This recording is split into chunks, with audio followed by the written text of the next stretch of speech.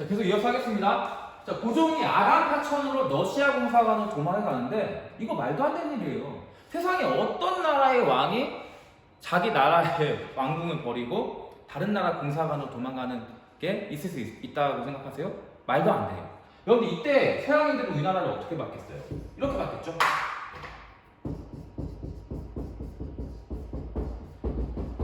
자, 이게 나라예요? 정상적인 나라라면 왕이 왕궁에서 죽는 한이 있어도 자기 왕궁을 버리지 않아요. 근데 고종은 살기 위해서 러시아 공사관으로 도망갑니다. 여러분 근데 러시아 공사관에 고종이 도망을 갔는데 그가 공짜로 러시아 공사관에 묵었던 게 아니에요, 절대. 이때 함정카드가 발동합니다. 이 함정카드 최국대우가 발동했습니다. 자, 고종이 러시아 공사관에 있으면서 러시아가 요구하는 거예요, 고종에게. 전하 있는 거 좋습니다. 하지만 우리에게 왔으면 우리의 요구사항도 들어주셔야죠라고 하는 거예요. 그때 러시아가 가져갔던 게 살림과 강산 채굴권이에요.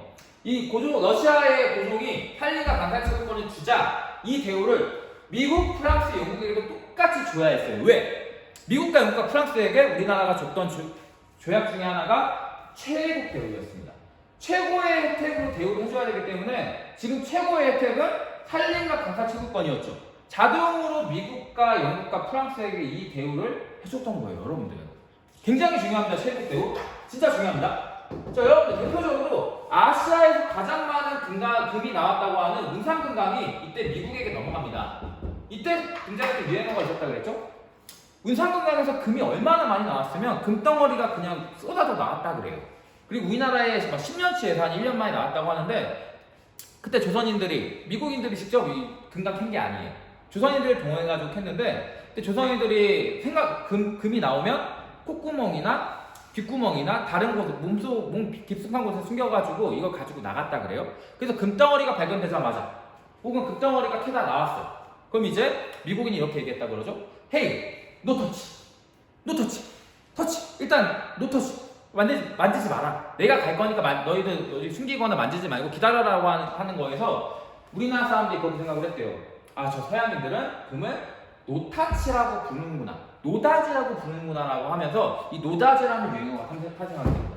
여러분들 이 유행어가 탄생하게 된 배경이 뭐예요? 바로 이 최애국 대우입니다. 잘 기억해야 됩니다.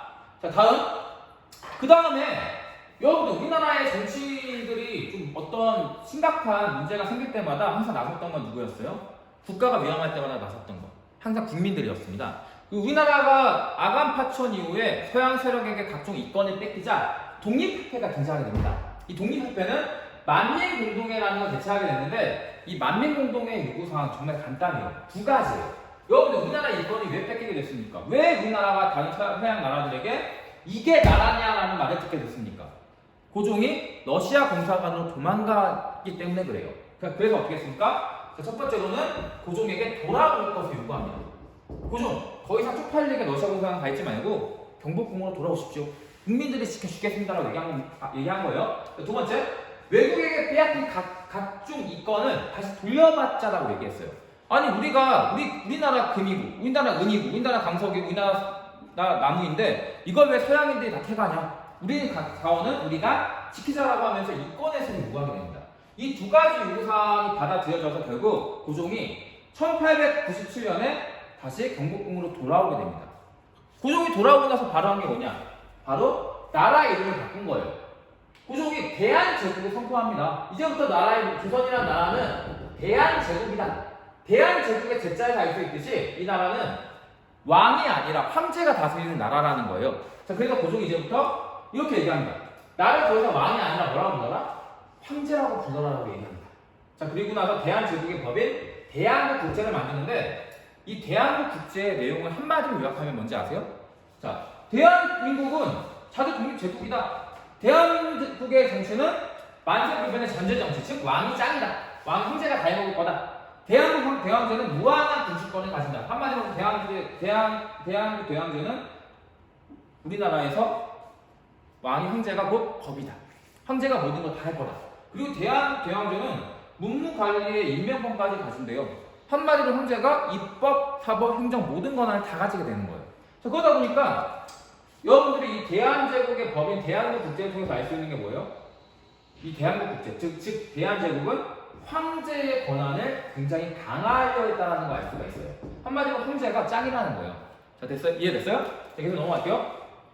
자, 그리고 이렇게 대한제국이 만들어지면서 고종이 나라를 부강하게 해보려고 개혁을 실시하게 돼요. 근데 여러분들, 이미 조선이라는 나라, 즉 대한제국은 무너져가는 배였어요. 아무리 나라 이름을 바꾸고 아무리 황제라고 부르라고 한들 나라의 국력이 강했을까요? 전혀 그렇지 않았겠죠. 자, 그래서 우리나라는 1904년에 드디어 일이 터집니다. 1904년 우리나라를 넘보고 있었던 일본과 러시아가 한바탕 꽝 하고 붙게 돼요. 선생님이 저번에 얘기했었죠? 수업 시간에? 아마 온라인 강의 든 친구는 알 거예요. 이때 일본은 누가 지원하냐? 러일 전쟁에서 원래 사실상 일본이 러시아를 이길 수 없는 상황이었어요. 왜냐하면 러시아 함대는 세계의 거의 최강의 함대 중에 하나였거든요.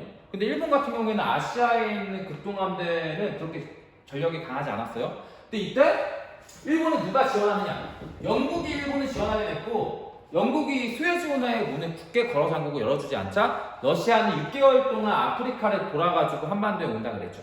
이때 러시아 함대가 일본 함대에 급습을 당해서 결국 전멸하게 되고 결국 러일 전쟁에서 일본이 승리하게 됩니다. 여러분들, 그런 다음에 이제 더 이상 일본이 더 이상 우리나라를 차지하는데 경쟁할 수 있는 나라가 없어진 거예요. 바로 일본은 이때 1904년에 러일 전쟁에서 승리한 다음에 1905년에 바로 조선을 먹어도 이상하지 않았어요. 근데 아직까지 뭐가 남아있어요? 조선의 팔이 남아있죠. 조선의 팔은 조선의 군대였겠죠? 이때 조선의 다리를 잘라냅니다. 그 다리가 뭐냐면 대한제국의 외교권을 강탈하게 돼요. 여러분들, 이 을사늑약 때 나라가 망한 게 아니에요. 아직까지는. 근데 사실상 망했죠. 여러분들, 외교권 없는 나라가 세상에 어디 있어요? 근데 1905년에는 대한제국의 외교권을 강탈하게 됩니다. 대한제국의 다리를 잘라낸 거나 마찬가지예요. 그리고 이거에 대한 부당성을 알리기 위해서 이위종, 이상설이라는 세 명을 네덜란드 헤이그에서 열린 만국평화회의에 고종이 파견하게 돼요. 이들을 뭐라고 하느냐? 헤이그 특사라고 하는데, 여러분들, 그러면 이 헤이그 특사가 가장 알리려고 했던 게 뭐였겠어요? 국제회의에 가가지고 이 헤이그 특사가 알리려고 했던 것은 다른 게 아니라 을사늑약의 외교권 강탈의 부당함을 해외에 알리려고 간 거예요. 을사늑약이 사실상 을사오적이라 불리는 이완용을 비롯한 그런 국가를 배신한 대신들에 의해서 강제로 체결된 거잖아요. 그러다 보니까 이 을사늑약이 무효다라는 걸 알리려고 갔지만 결과적으로 헤이그 특사는 입구에서 들어가지 못하게 됩니다. 실패하게 됩니다. 그리고 일본은 이 헤이그 특사를 빌미로 삼아서 고종에게 압박을 넣습니다. 당신 가만히 있으라고 했는데 헤이그 특사 뭡니까? 이건 너무한 거 아닙니까? 라고 하면서 고종을 강제로 퇴위시킵니다. 이제부터 고종은 왕이 아니게 됐어요. 그리고 이거에 대한 반발을 누가 했겠어요? 대한제국의 군대가 고종의 강제 퇴위에 대한 반발을 할 수 있으니까 대한제국의 군대마저도 해산시켜버립니다. 이게 1907년에 있었던 일이에요. 자, 계속 보겠습니다. 이렇게 해서 우리나라는 1907년에 군대 해산 이후에 1909년에 기후각서를 통해서 사법권을 빼앗긴 다음에 1910년에 완전히 나라를 빼앗기게 됩니다. 자, 계속 보겠습니다. 자, 근데 우리나라는 1910년 나라를 빼앗기기 전에 국가를 수호하기 위해서 여러 가지 운동을 해요.